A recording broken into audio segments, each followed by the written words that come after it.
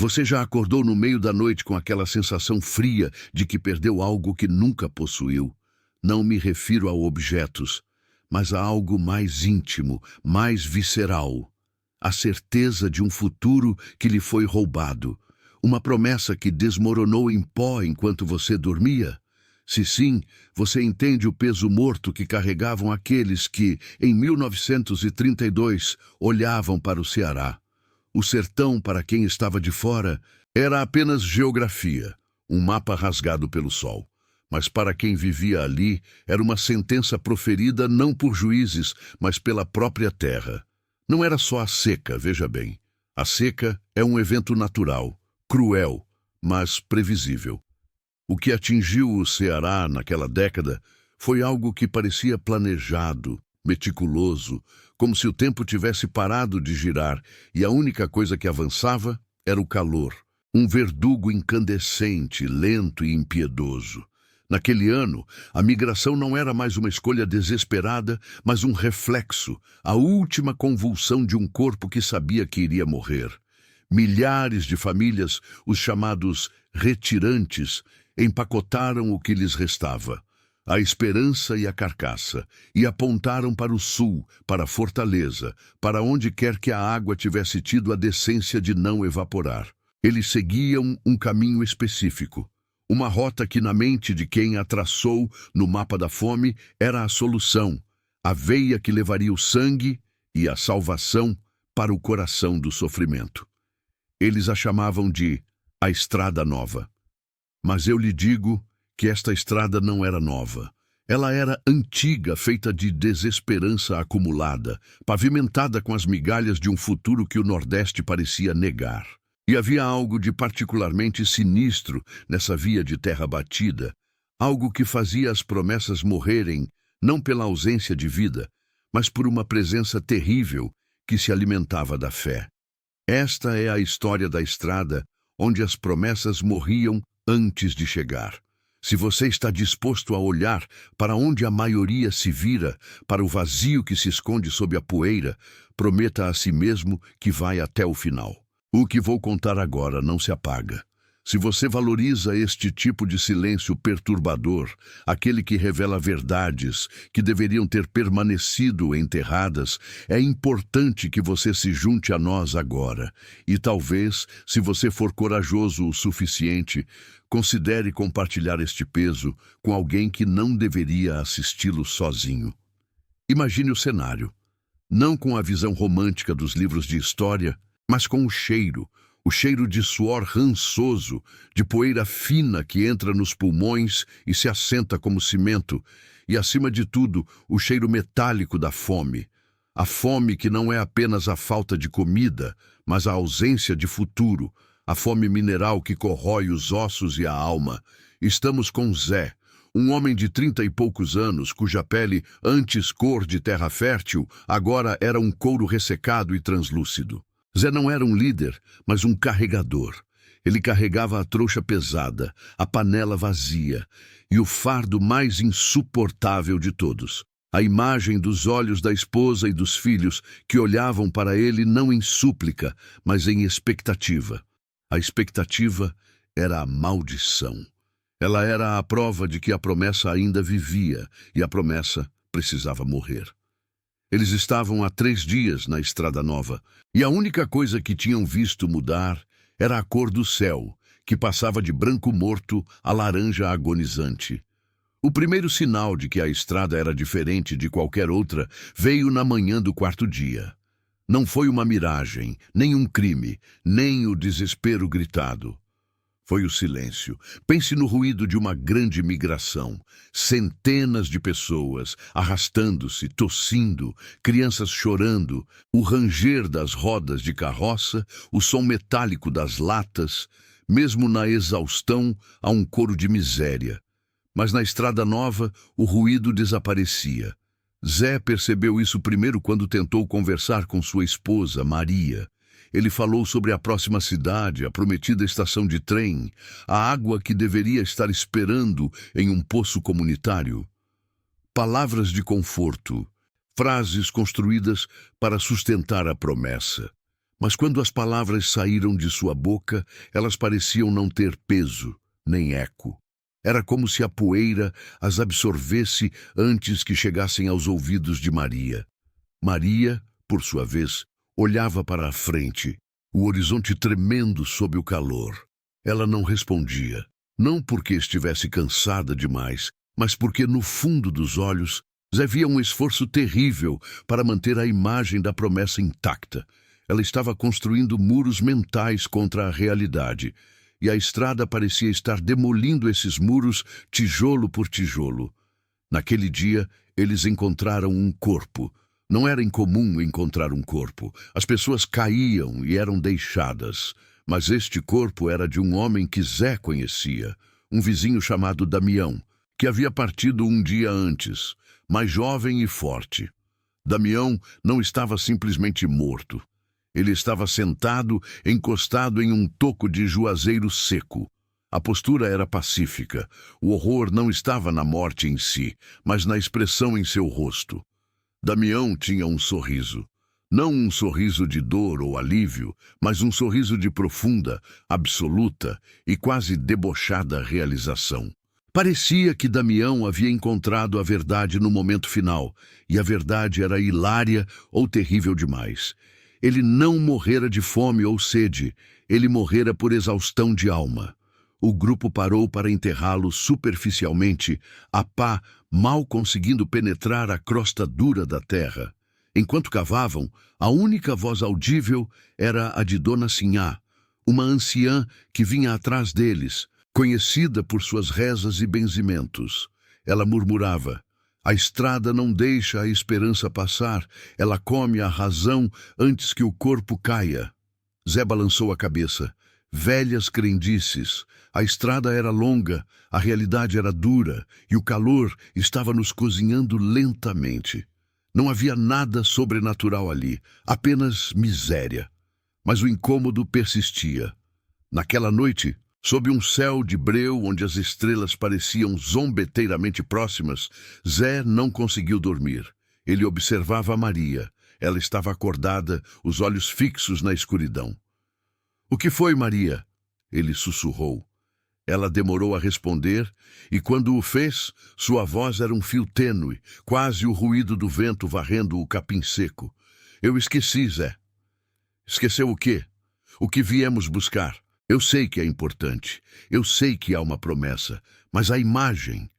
Ela sumiu. Ficou só o andar, só o poeira e o calor. O pavor gelou Zé, apesar do calor noturno. Não era amnésia. Era algo muito mais específico. Era o apagamento seletivo da única coisa que os mantinha em movimento. A promessa que eles carregavam, a visão da casa de taipa reformada, do riacho perene, do patrão que daria trabalho honesto, estava sendo apagada de suas mentes. A estrada estava transformando a fé em puro, estéril movimento mecânico. Eles continuaram. Um dia após o outro, o sol se tornou o grande observador, um olho amarelo e irritado que lhes roubava a sombra e lhes dava em troca a loucura lenta. Os homens começaram a falar menos sobre o destino e mais sobre o passado. Mas mesmo as lembranças do passado se tornavam turvas, como se a estrada exigisse um sacrifício total, esvaziando não apenas o futuro, mas também a história. Zé tentava desesperadamente recontar as histórias de como se conheceram, como batizaram o primeiro filho, apenas para manter a chama da memória acesa. Mas a cada repetição, as histórias pareciam mais distantes, mais ficcionais. "Lembre, Maria!" ele insistia, segurando suas mãos rachadas. "O rio. Nós pescávamos piaba no açude de Tarcísio. Você lembra?" Maria olhava para ele com uma estranheza vazia. "Havia água, Zé. Eu não consigo ver a água. Eu só vejo essa areia. Sempre foi assim, Zé. Sempre foi só a areia." Ali estava o verdadeiro terror. Não era a morte, mas a negação da possibilidade de vida. A estrada estava convencendo-os de que a miséria não era uma condição temporária a ser superada, mas sim a eterna e imutável verdade do universo. Naquela semana, a coesão do grupo começou a se desmantelar. Não houve brigas, longe disso. Houve indiferença, o mais cruel dos castigos. Quando um homem caía, os outros passavam ao largo, não por maldade, mas porque a visão do futuro havia se tornado tão tênue que a sobrevivência do indivíduo ao lado não tinha mais relevância na equação do sofrimento. A estrada nova não permitia laços. O peso do amor, da responsabilidade mútua, era insustentável quando o único objetivo que restava era mover os pés 1 metro à frente do outro.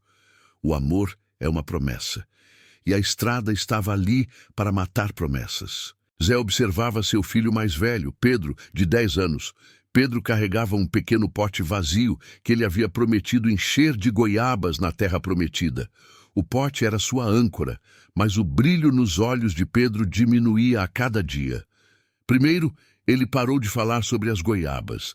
Depois, ele parou de olhar para o pote. No 6º dia de caminhada infernal, Pedro tropeçou, e o pote rolou para o lado da estrada, parando ao pé de um mandacaru seco. Pedro não se moveu para pegá-lo. Zé foi até lá, pegou o pote e o entregou ao filho. "Seu pote de goiabas, Pedro. Guarde ele. Logo vamos encher." Pedro olhou para o pote, depois para o pai, e seus olhos eram estranhamente adultos e desinteressados. "Goiabas?" ele perguntou. Não com a curiosidade de quem esqueceu, mas com o distanciamento de quem ouve uma palavra inventada. "O que é isso, pai? É algo que se come?" A pergunta de Pedro foi como um soco no estômago de Zé. O que sobra de um homem quando a memória do sabor se esvai? O que sobra de uma criança quando o poder de imaginar o prazer futuro se dissolve?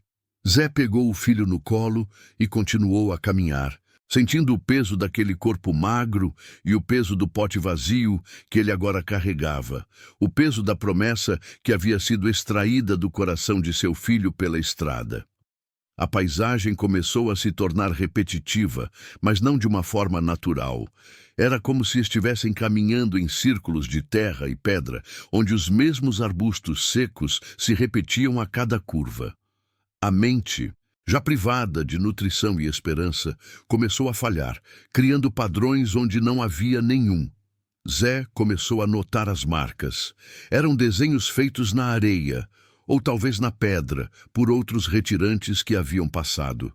Eram sempre os mesmos símbolos, um círculo cortado por uma linha vertical, ou a representação de uma casa com o telhado invertido. Ele perguntou a um companheiro de jornada, um velho teimoso chamado Bento. "Que marcas são essas, Bento? São avisos?" Bento nem sequer virou a cabeça. Seu olhar estava fixo no chão à frente, como se procurando por algo que nunca seria encontrado. "São a última coisa que a gente lembra. Quando a estrada come o destino, ela deixa só o rascunho de uma ideia. É o que a gente tenta segurar. A forma antes do sentido. A forma antes do sentido. O círculo sem o calor do sol, que ele deveria representar. A casa sem o abrigo. A estrada, ele percebia agora, não matava as pessoas fisicamente de imediato. Ela realizava um tipo de lobotomia lenta e contínua, extraindo a motivação, o propósito, e deixando apenas o esqueleto ambulante da necessidade biológica. Eles não estavam mais fugindo da seca. Estavam caminhando em um purgatório psicológico, onde a cada passo a mente se tornava mais vazia. A promessa era o lastro e a estrada estava aliviando o peso, preparando-os para flutuar no vazio até que, finalmente, a casca caísse. O que havia no final da estrada nova?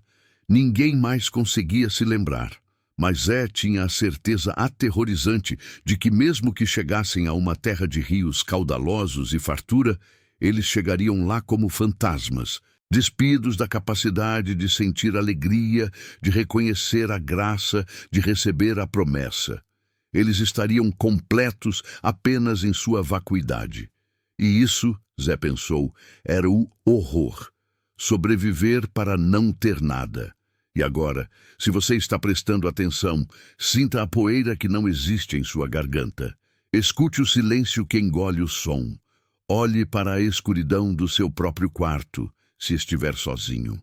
Você já viu os rastros de uma promessa que a vida ou alguma força lhe roubou?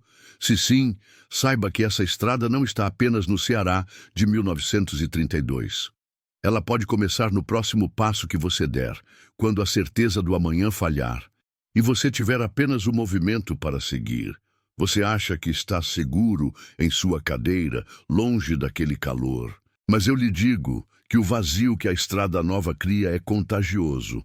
Se você sentiu essa angústia, se algo nesta história te tocou de forma estranha, comente apenas uma palavra. Escreva: "Eu ouvi", para que saibamos que você não está sozinho nessa caminhada.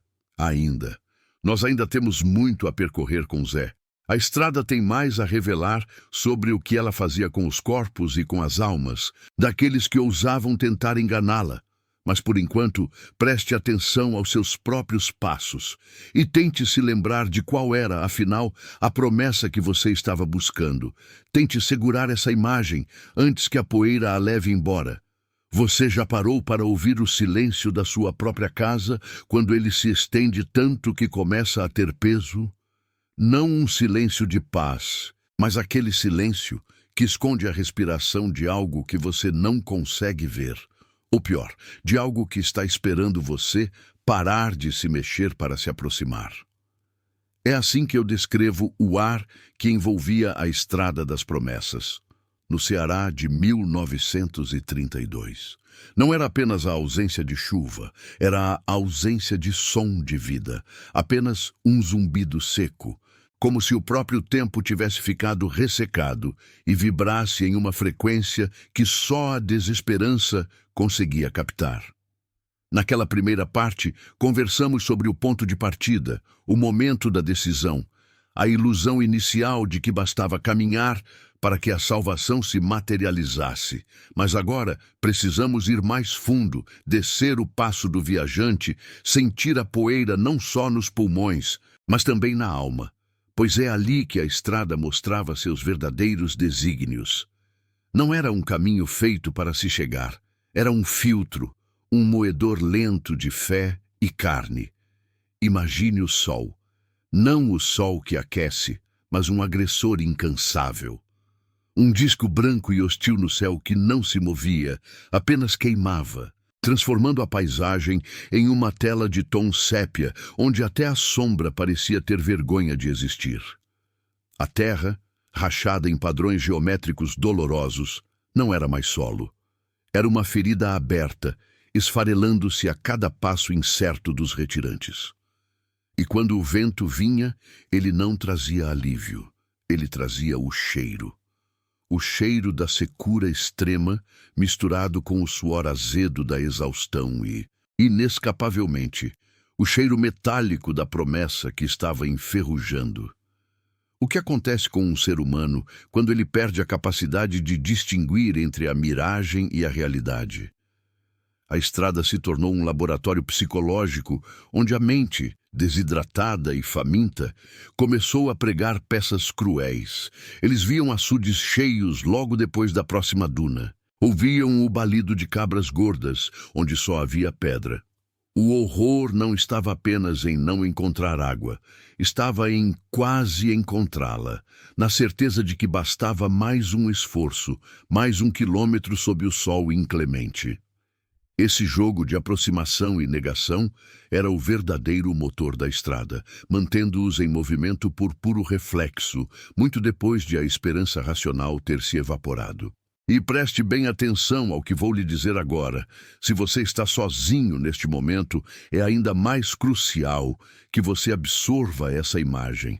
A natureza mais sombria dessa jornada era a desintegração social que ela provocava.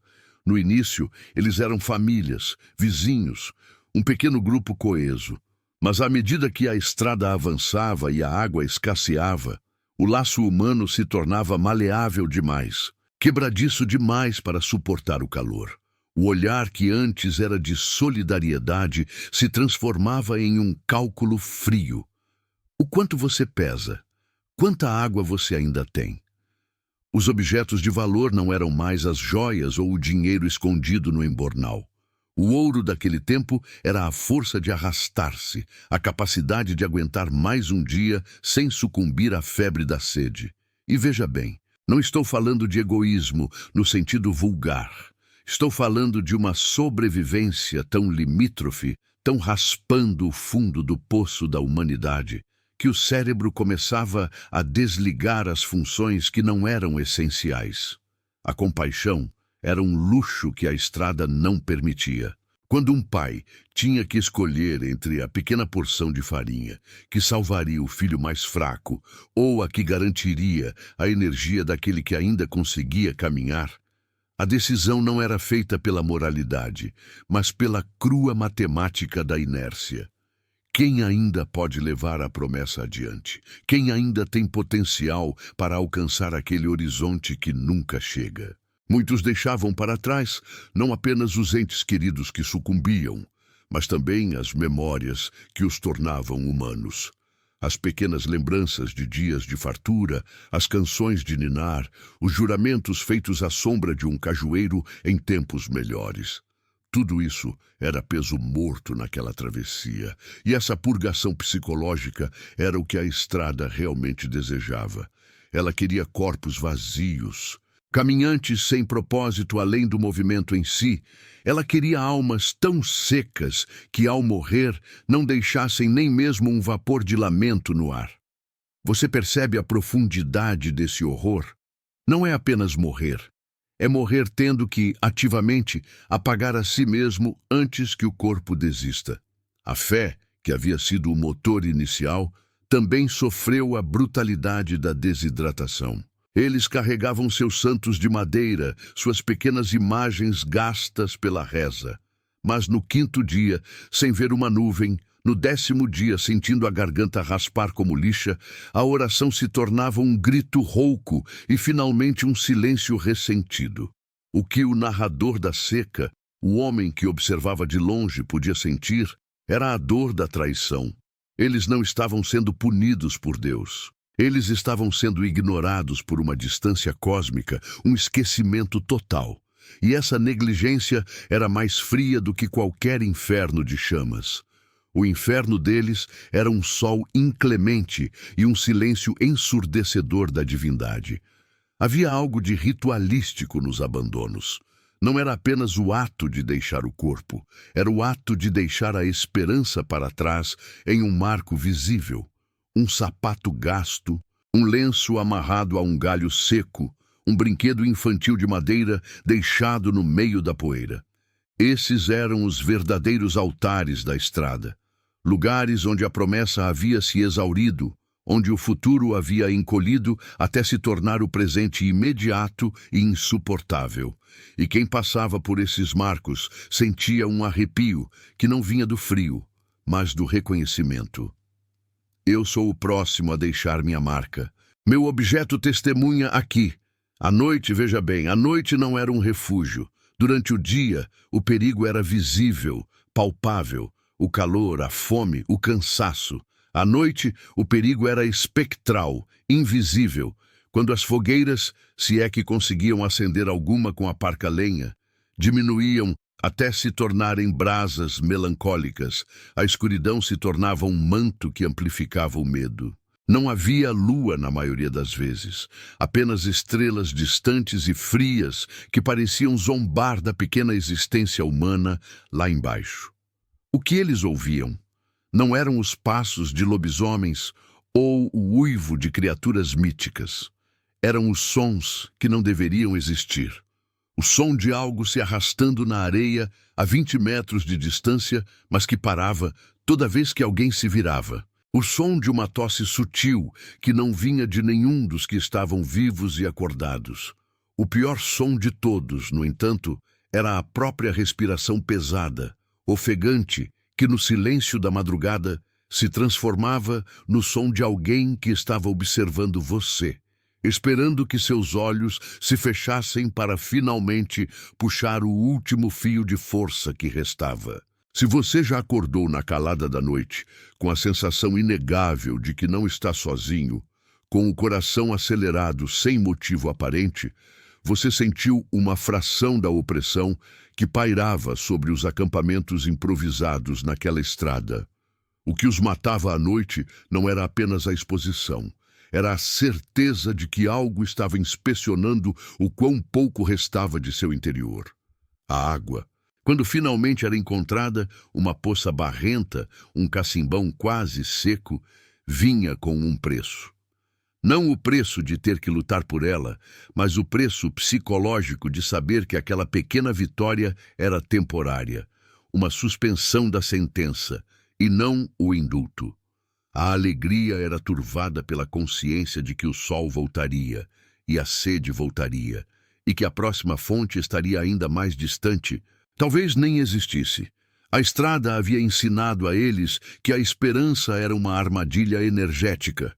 Era melhor caminhar na certeza da desgraça do que no risco da salvação. Nesse estágio da jornada, a segunda parte da travessia, as promessas não apenas morriam, elas eram desmembradas. Primeiro morria a promessa de que Deus olharia por eles. Depois morria a promessa de que o governo tinha um plano. Depois morria a promessa de que a família se manteria unida. O último estágio era a morte da promessa que eles fizeram a si mesmos, a promessa de que valia a pena viver. Os retirantes, ou o que restava deles, não estavam mais caminhando para um lugar. Eles estavam caminhando para fora do mapa da humanidade. O destino final, seja ele o campo de concentração, seja a morte à beira do caminho, era secundário. O que importava era o processo de desconstrução. A estrada, ela própria, era o destino. E é por isso que essa história precisa ser contada. E é por isso que eu peço que você não desvie o olhar, que você permaneça atento a cada palavra que eu disser até o final. Porque a natureza do terror psicológico é essa. Ele não precisa de monstros debaixo da cama. Ele precisa apenas que você esteja fraco, vulnerável, e que o silêncio seja profundo o suficiente para que você escute a voz da sua própria desistência. Se você já sentiu o peso de uma promessa que não chega, ou se o eco dessa história tocou algo que estava adormecido em sua própria luta silenciosa, comente apenas, eu escutei. E se puder, compartilhe essa estrada com quem você não quer que assista sozinho. Porque há um conforto opressor em saber que não somos os únicos a ter que enfrentar a visão de um horizonte que se afasta a cada passo. Ainda temos o terceiro e mais sombrio ato a desvendar. O momento da conclusão, o destino final daqueles que persistiram até o limite da cordura. Mas, por enquanto, permita que a poeira e o cheiro daquele caminho se assentem em sua mente. Pense nos olhos turvos que não conseguiam mais distinguir o cajueiro real da miragem e que continuavam a seguir adiante, movidos por uma inércia vazia. Pense na sombra que vinha atrás deles na escuridão. Não a sombra de uma pessoa, mas a sombra de um futuro que nunca existiria e que os alcançava um a um. Pois a estrada nunca está vazia, ela apenas espera pelo próximo viajante. E se você olhar para trás, talvez perceba que a poeira que você limpou dos seus sapatos hoje não é a poeira da sua casa. Ela tem o cheiro salgado do Ceará de 1932. E parece que algo está respirando logo ali, fora do alcance da sua vista, no final do corredor escuro. Escute com atenção. Ele não vai fazer barulho. Ele só espera que você durma para saber se você finalmente desistiu. Você já acordou com a sensação estranha de que o silêncio que preenche o seu quarto ou a sua casa não é o silêncio da ausência, mas sim o silêncio de algo que acabou de parar de respirar, algo que acabou de se esconder no instante em que você abriu os olhos? É uma quietude pesada, uma ausência de som que na verdade é mais alta do que qualquer grito. É esse tipo de silêncio que cobriu o Ceará em 1932.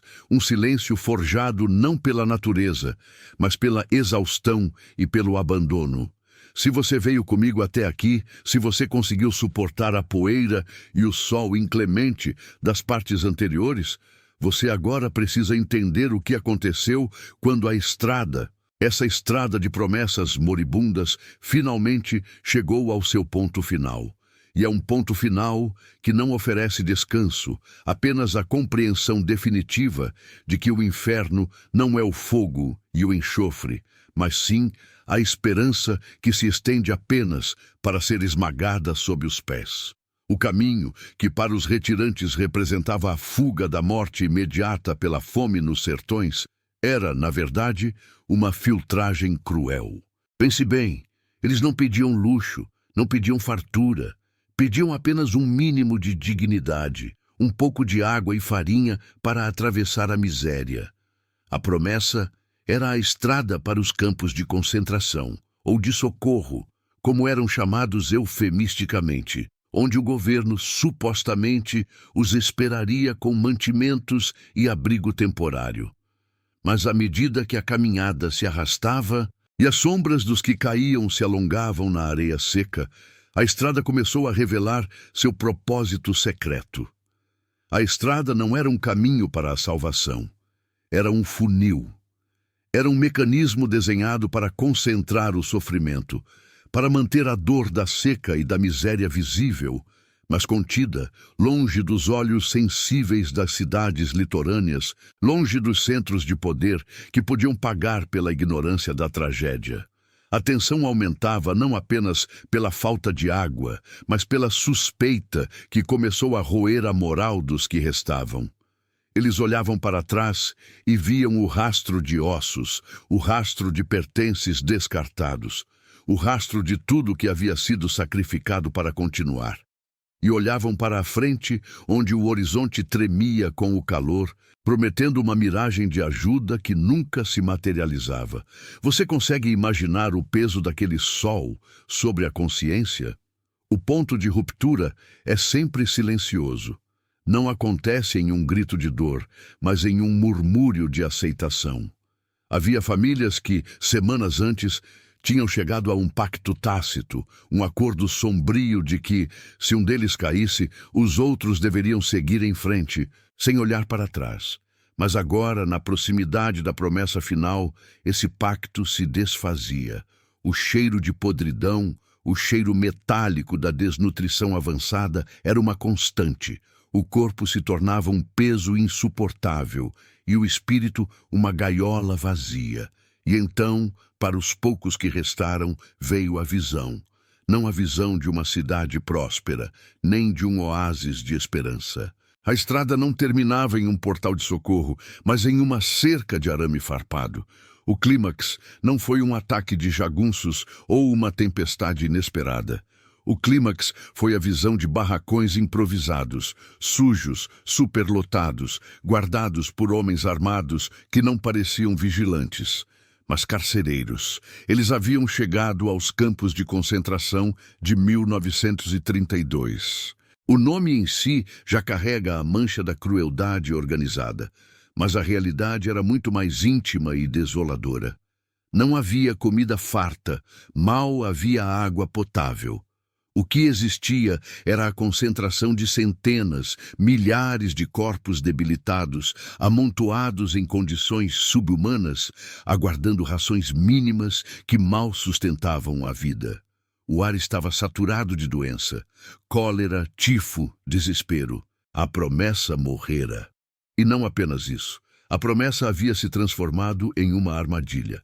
Imagine a reação de um pai que arrastou seus filhos por 200 quilômetros, que enterrou sua esposa no caminho, que vendeu a própria alma pela esperança de que, ao chegar, eles seriam salvos, apenas para descobrir que o destino era um cárcere a céu aberto, onde a morte era apenas uma questão de tempo e burocracia.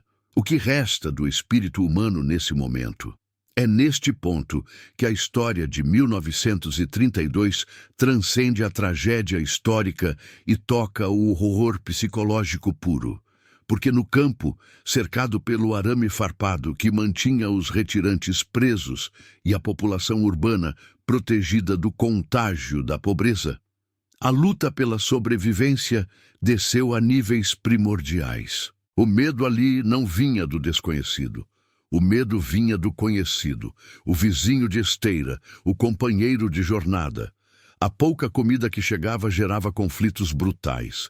O roubo de uma cuia de farinha podia ser a diferença entre viver mais um dia ou ver a escuridão fechar-se. E o pior, a apatia. Quando a dor se torna tão vasta e constante, o cérebro começa a desligar as conexões emocionais. Você deixa de chorar pela perda de um ente querido, porque o luto é um luxo que exige energia. A única emoção permitida é a fome, e o único instinto, a preservação. O olhar se torna vazio, fixo, refletindo a aridez do mundo exterior e a devastação do mundo interior. O horror psicológico do campo era o desmoronamento da identidade. Eles deixaram de ser João, Maria e passaram a ser apenas retirantes, números, bocas que o governo relutava em alimentar. E a estrada, a famigerada estrada, continuava lá fora, sob o sol implacável, vazia agora, mas testemunha de tudo. É importante que você ouça isso até o fim, que você ancore essa história na sua memória, porque o esquecimento é a maneira como as promessas continuam a morrer. Se você se sentir desconfortável, se o peso dessa história apertar, talvez seja o momento de considerar uma pausa. Mas se você decidir continuar descendo por esta estrada de silêncio e memória, eu peço que você silenciosamente se inscreva. É a única forma de garantirmos que esta história, este pacto de vigilância, não se quebre no próximo nascer do sol. Nesse estado de negação e prisão, a loucura começou a florescer. As pessoas conversavam com as sombras ou com os ossos que carregavam em sacos, lembranças macabras dos que não conseguiram chegar. Há relatos de mães que, ao verem seus filhos morrendo de inanição, procuravam a única forma de libertá-los. Entregavam-nos à doença ou à terra em um ato final e desesperado de misericórdia. Não havia mais leis, apenas o instinto distorcido pela dor. O pior, contudo, era a revelação final que pairava sobre o ar de Fortaleza e outras cidades que mantinham esses campos. A verdade era que a seca de 1932 não era apenas um desastre natural, era um desastre social e político. A falta de chuva havia exposto a fragilidade e a crueldade da estrutura de poder, que preferiu isolar e deixar morrer lentamente, a investir na infraestrutura que poderia ter salvado milhares de vidas. A estrada, portanto, era um cemitério em movimento, e o campo era o epitáfio.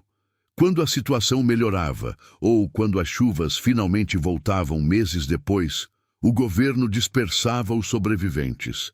Eles eram enviados de volta aos seus sertões devastados, ou, no caso dos mais fortes, enviados para trabalhar nas lavouras do sul, transformados em mão de obra barata, em exilados em sua própria terra. Mas algo havia mudado irreversivelmente. A alma que retornava do campo não era a mesma que partira da casa abandonada. Eles haviam visto a face do abandono total, a face da indiferença fria e calculada. A promessa de redenção havia se revelado uma farsa macabra, um meio de controle. E esse conhecimento é o veneno que corrói o sono. Pense naqueles que sobreviveram e retornaram.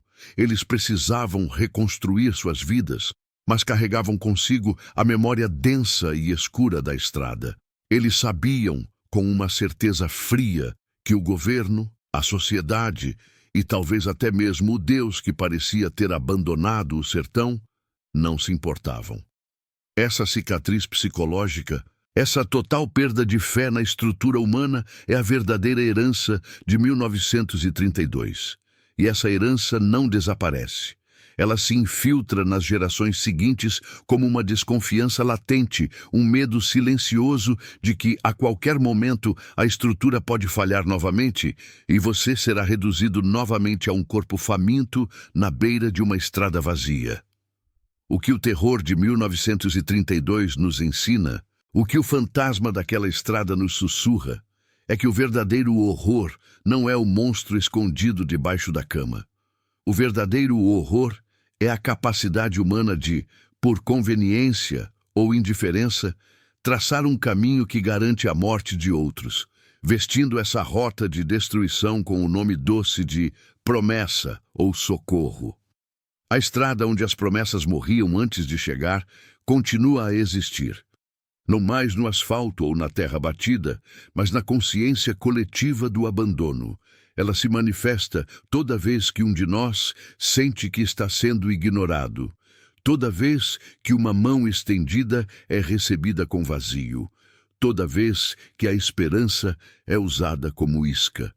A estrada está em todo corredor escuro que você tem medo de atravessar, porque nela estão as pegadas dos que caminharam até a exaustão, sabendo que o destino era apenas um túmulo coletivo. A cada passo hesitante que você dá na escuridão, você se alinha àqueles retirantes de 1932, esperando que, desta vez, o fim do caminho traga alívio e não arame farpado. O trauma daquela época se manifesta hoje na paranoia, na desconfiança crônica, na dificuldade em acreditar que o bem pode realmente vir sem um custo oculto e terrível. Eles viram o preço da sobrevivência, a destruição da alma. Então, quando você estiver sozinho, quando o silêncio pesar, lembre-se daquela estrada no Ceará. Lembre-se que as promessas, às vezes, são apenas a forma mais cruel de prolongar a agonia. O que eles sentiram naquela chegada, a náusea da realização de que tudo foi em vão, é um sentimento que jamais abandonará a memória do Brasil. Eles não morreram apenas de sede, morreram de promessas não cumpridas. Se você ouviu toda essa história, se você sentiu o peso daquele sol e a secura daquela traição, eu preciso que você faça algo simples. Eu preciso que você nos ajude a garantir que essa memória não seja varrida pela poeira do tempo. Comente algo, apenas a palavra "eu ouvi", para que eu saiba que essa história foi entregue e que você não está mais sozinho com o peso dela. E se você conhece alguém que precisa entender o verdadeiro significado da palavra desespero, compartilhe. Não é algo para ser assistido sozinho, na escuridão. Porque o pior não é que a estrada exista. O pior é que, em algum lugar, alguém ainda está traçando o mapa das próximas promessas que vão morrer antes de chegar. E eles ainda estão esperando que você comece a caminhar. Olhe para a porta, feche a janela. A poeira de 1932 não se assentou completamente. E se você prestar atenção no murmúrio do vento, você ainda pode ouvir os passos leves de alguém que parou de respirar, mas que ainda se arrasta pela estrada que leva diretamente para a sua casa. A promessa está morta. Você está vendo a cerca? Não se mova, não se mova. Ela está mais perto do que você pensa.